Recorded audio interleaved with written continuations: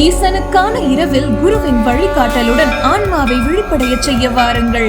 குரு மகாவிஷ்ணுவின் மகா சிவராத்திரி சிறப்பு தியானம். சுவாசம் பதிப்பகம் வழங்கும் ரின்னோசாவின் வதை முகாம்களின் சொல்லப்படாத வரலாறு புத்தகம். வதை முகாம்களின் சொல்லப்படாத இருண்ட பக்கங்களை பதிவு செய்யும் ஆவணம். புத்தகத்தை பெற திரையில் தெரியும் எண்ணை தொடர்பு கொள்ளவும்.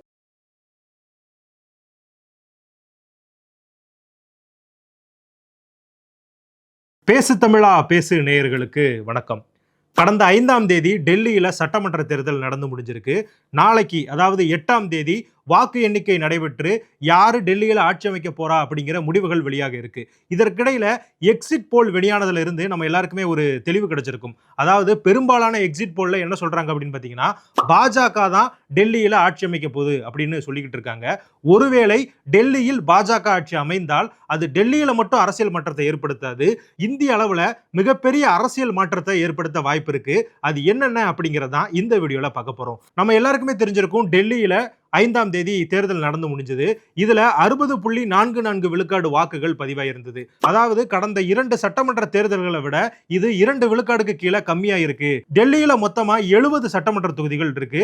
இதுல 36 இடங்களை எந்த கட்சி ஜெயிக்குதோ அவங்க தான் தனிப்பெரும்பான்மையோட ஆட்சியை பிடிப்பாங்க.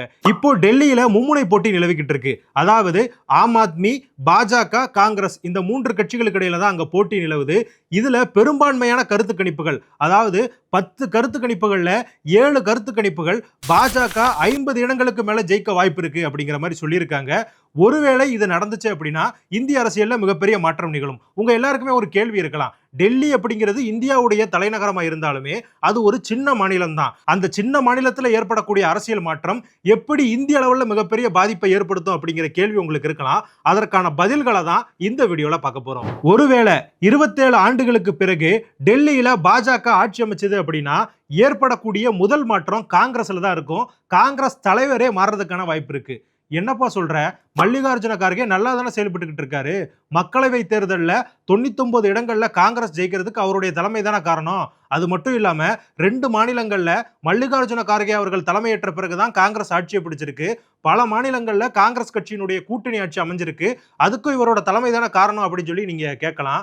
ஆனா என்னதான் காங்கிரஸ் கட்சியினுடைய தலைவரா மல்லிகார்ஜுன கார்கே அவர்கள் இருந்தாலும் முக்கிய முடிவுகள் எடுக்கிறது எல்லாமே ராகுல் காந்தி தான். அதாவது ராகுல் காந்தியினுடைய வழிகாட்டுதலின் பேர்ல தான் மல்லிகார்ஜுன கார்கேவே செயல்பட்டுக்கிட்டு இருக்காரு.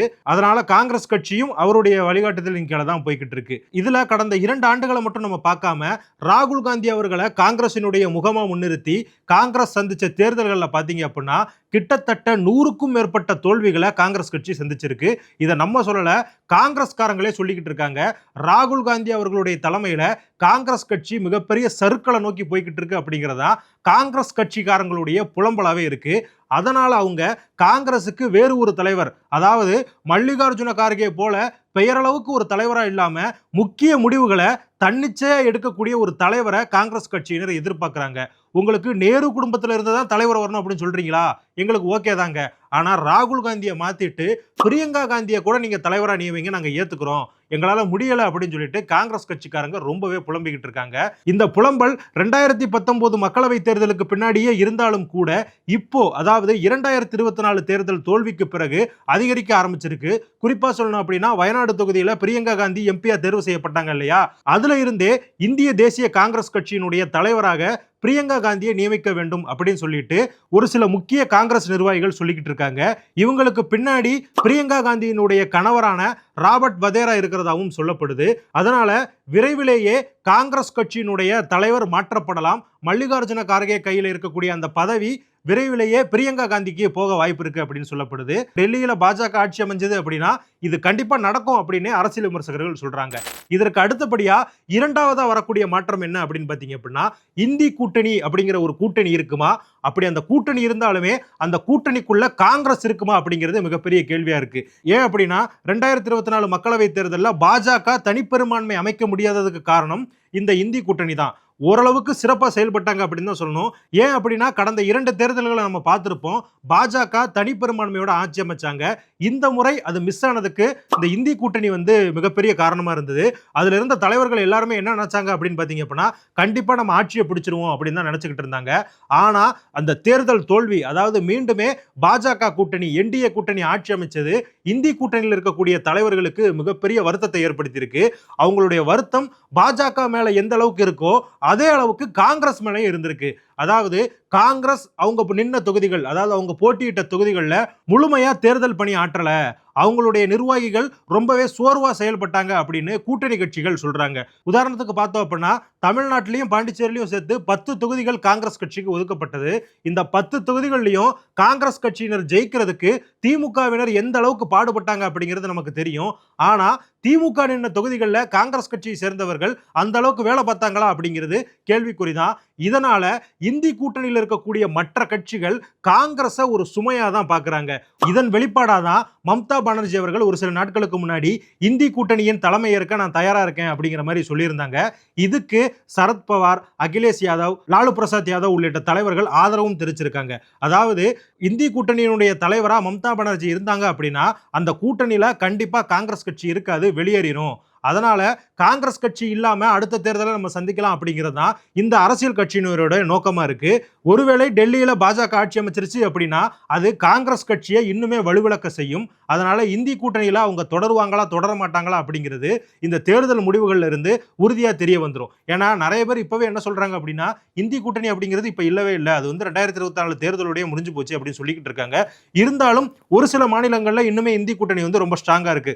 உதாரணத்துக்கு சொல்லணும்னா நம்ம தமிழ்நாட்டில் வந்து இந்தி கூட்டணி வந்து எந்த அளவுக்கு ஸ்ட்ராங்கா இருக்கு அப்படிங்கிறது நம்ம எல்லாருக்குமே தெரியும். அதனால இந்த தேர்தல் முடிவுகள் ரொம்ப முக்கியமா பார்க்கப்படுது காங்கிரஸ் கட்சிக்கும் இந்தி கூட்டணிக்கும். சரி, காங்கிரஸ் கட்சியை பத்தி பேசியாச்சு, இந்தி கூட்டணியை பத்தி பேசியாச்சு.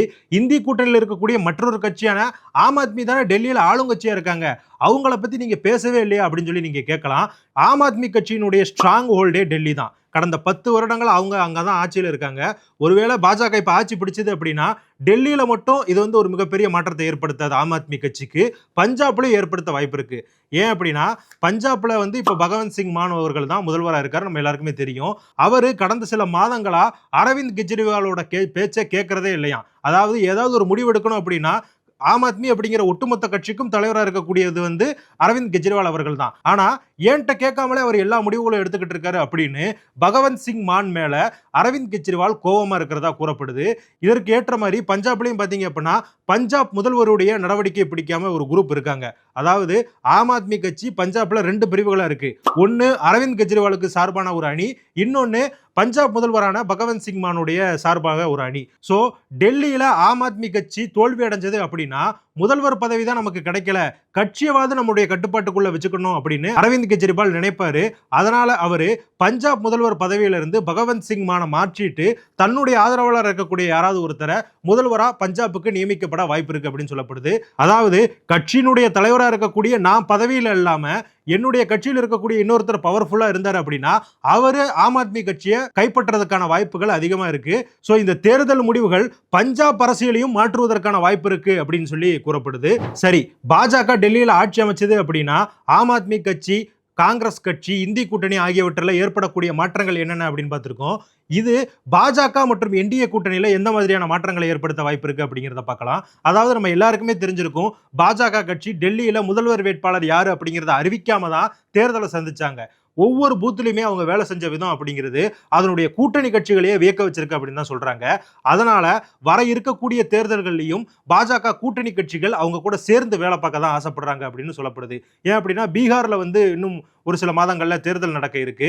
ஸோ பீகார்ல வந்து ஆளுங்கட்சியா இருக்கக்கூடிய நிதிஷ்குமார் அவர்களே பாஜக கட்சியினர் டெல்லியில வேலை பார்த்ததை பார்த்து ரொம்பவே வியந்து போயிருக்காரு அப்படின்னு சொல்லப்படுது. குறிப்பா சொல்லணும் அப்படின்னா booth level micro management strategy அப்படிங்கிறது மற்ற எல்லா கட்சிகளுக்குமே இன்ஸ்பைரிங்கா இருந்திருக்கு. ஸோ டெல்லியிலும் பாஜக ஆட்சி அமைஞ்சது அப்படின்னா இந்தியாவில் இருக்கக்கூடிய பெரும்பான்மையான மாநிலங்கள்ல பாஜகவினுடைய ஆட்சி தான் இருக்கும். இது அவங்களுடைய கூட்டணி கட்சிகளை வந்து தொடர்ந்து அவங்க கூடயே பயணிக்கிறதுக்கு ஏதுவா இருக்கும். குறிப்பா சொல்லணும் அப்படின்னு பாத்தீங்கன்னா, இப்ப நாடாளுமன்றத்துல பாஜக வந்து ஒரு மைனாரிட்டி கவர்மெண்ட் தான் நடத்திக்கிட்டு இருக்காங்க. சோ ஏதாவது ஒரு மசோதாவை கொண்டு வர்றாங்க அப்படின்னா அவங்களுடைய கூட்டணி கட்சிகளுடைய ஆதரவு பெறதுக்கு இது வந்து ஏதுவா இருக்கும் அப்படின்னு சொல்லப்படுது. ஏற்கனவே சொல்லியிருந்தாங்க இல்லையா, 240 எம்பிக்கள் மட்டும்தான் பாஜகவுக்கு இருக்காங்க. ஏதாவது மசோதாக்களை கொண்டு வரணும் அப்படின்னா அது ரொம்ப சிரமம், மற்ற கூட்டணி கட்சிகளுடைய காலில் விழணும் அப்படின்லாம் நிறைய பேர் சொல்லிக்கிட்டு இருந்தாங்க. அது மாதிரி எதுவுமே இனி நடக்க வாய்ப்பு இருக்குல்ல. ஏன் அப்படின்னா அடுத்தடுத்த தேர்தல்களில் பாஜக வெற்றி பெற்றுக்கிட்டே வர்றதுனால அவங்களுடைய கூட்டணி கட்சிகளுமே பாஜகவுடைய பலத்தை உணர்ந்து அவங்களுக்கு ஆதரவு கொடுப்பாங்க அப்படின்னு தான் சொல்லப்படுது. இதுல பாஜகவுக்கு ஒரு மைனஸ் இருக்கு. அது என்னன்னு பாத்தீங்க அப்படின்னா, இன்னைக்கு இந்தியாவில் பெரும்பாலான மாநிலங்கள்ல பாஜகவினுடைய ஆட்சி தான் நடந்துகிட்டு இருக்கு. ஒரு சில மாநிலங்கள்ல பிராந்திய கட்சிகளும் 2-3 மாநிலங்கள்ல காங்கிரஸ் அதனுடைய கூட்டணி கட்சிகளும் ஆட்சியில் இருந்துகிட்டு இருக்காங்க. சோ 2029 மக்களவை தேர்தலை சந்திக்கும் பொழுது இந்த மாநில கட்சிகளுடைய ஆன்டி இன்கம்பன்சி எல்லாமே பாஜக மேல வந்து விழுந்துரும். அதாவது ஒரு குறிப்பிட்ட மாநிலத்துல பாஜக அரசு சிறப்பா செயல்படல அப்படின்னா அது மத்திய பாஜக அரசின் மேல போய் விழுந்துரும். இதனால 2029 நாடாளுமன்ற தேர்தலில் பாஜக ஒரு சில தொகுதிகளை கம்மியா ஜெயிக்கிறதுக்கான வாய்ப்புகள் இருக்கு அப்படின்னு கூறப்படுது. நாளைக்கு தேர்தல் முடிவுகள் வெளியாக இருக்கு.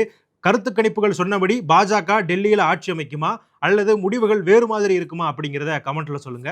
நன்றி.